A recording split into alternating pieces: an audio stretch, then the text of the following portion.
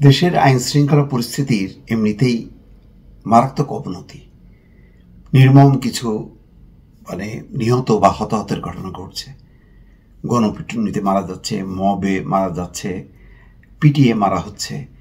তার ভিতরে দেখেন আজকে রাজধানীতে মৌচাকের কি ঘটনা ঘটেছে। সেখানে গাড়ির ভেতরে দুটি লাশ পাওয়া গেছে। অদ্ভুত ব্যাপার, একটা মেডিকেল কলেজ হাসপাতালের বেসমেন্টে 3 তলায় নিচে, সেখানে একদম কর্নারে একটা পার্ক করা গাড়ি কয়েকদিন হয়তো ছিল। তারপরে পার্কিং খুঁজতে যে সেখানকার স্থানীয় কর্তৃপক্ষ তারা কেউ একজন খুঁজতে খুঁজতে দেখে যে গাড়ির ভিতরে 2 জন লোক বসে আছে। বাইরে থেকে বোঝাও যাচ্ছিল না যে তারা ইতিমধ্যেই মারা গেছে কয়েকদিন আগে। তারপরে ডাকাডাকি করে যখন নাকি তারা কোনো সাড়া দিচ্ছে না, তখন বুঝতে পারে যে তারা মারা গেছে। তারপর গাড়ির দরজা খুলে দেখে যে রীতিমতো মারা গেছে কয়েকদিন আগে এবং শরীর ফুলে গেছে। এইরকম নির্মম ঘটনা ঘটেছে মৌচাকের doctor Sirajul Islam medical college and হাসপাতালের পার্কিংয়ে একটা প্রাইভেট কার, এবং তাদের পরিচয়ও জানা গেছে। জাকির ও মিজান নামের এই 2 ব্যক্তির বাড়ি নোয়াখালীর চাটখিল উপজেলায়। তারা ওই হাসপাতালে ভর্তি একজন রোগীকে নিতে এসেছিল সেই চাটখিল থেকে।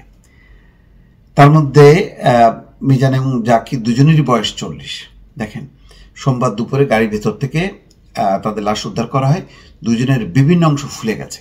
তাদের হত্যা করা হয়েছে নাকি অন্য কোনো কারণে মৃত্যু হয়েছে বলা যাচ্ছে না। রহস্যজনক ব্যাপার। মানে কেউ মেরে ফেললো নাকি নিজেরা কোনো দমবন্ধ হয়ে মারা গেল, পুরোটা রহস্যজনক, কারণ বোঝা যাচ্ছে না। হাসপাতালের রেকর্ড বইয়ের তথ্য অনুযায়ী রবিবার ভোর 5টা 35 মিনিটে গতকালকে আজকে পাওয়া গেছে। তার মানে 1 দিন বা 2 দিন হয়েছে। 2 দিনের গাড়িটি গ্যারেজে প্রবেশ করে এরপর সেটি বেসমেন্টের 3য় তলার এক কোনায় পার্ক করা হয়েছিল। Sirajul Islam medical security in charge Mizanur Rahman বলেন, আজ দুপুর 12টার দিকে পার্কিংয়ের খালি জায়গা আছে কিনা এটা দেখার জন্য তিনি বেসমেন্টে যান। বেসমেন্টের 3য় তলা, সেখানে দেখে 2 জন বসে আছে। তারপর ডাকাডাকি করার পরে খোলে না, পরে দরজা খুলে দেখে যে তারা মারা গেছে। পরে পুলিশ আসে।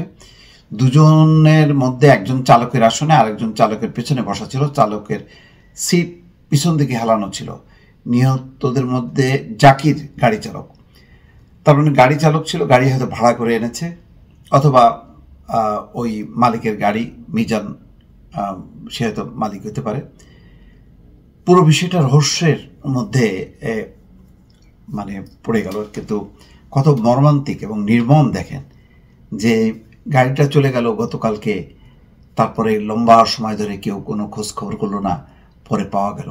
হত্যা নাকি কি কারণ হতে পারে এই রহস্যটা এখনো পাওয়া যায়নি। কিন্তু যে কারণে এই খবরটা আতঙ্কের, সেটা হচ্ছে বারবার বলছি যে এখন মানুষের মৃত্যু ডাল ভাত হয়ে গেছে, কতভাবে মারা যাচ্ছে। তার মধ্যে যখন একটার পর একটা ঘটনা, বিশেষ করে সর্বশেষ গাজীপুরে যে সাংবাদিক তুহিনকে পিটিয়ে হত্যার পর মানুষ আরও আতঙ্কগ্রস্ত হয়ে গেছে। তারপরে মিটফোর্ডের ঘটনা, এই আতঙ্কের পর আতঙ্ক যখন ছড়াচ্ছে একটার পর একটা ঘটনা, তার মধ্যে আসলো এরকম একটা মর্মান্তিক খবর যে গাড়ির ভিতরে মরে পড়ে আছে। দর্শক ভালো থাকবেন, আল্লাহ হাফেজ।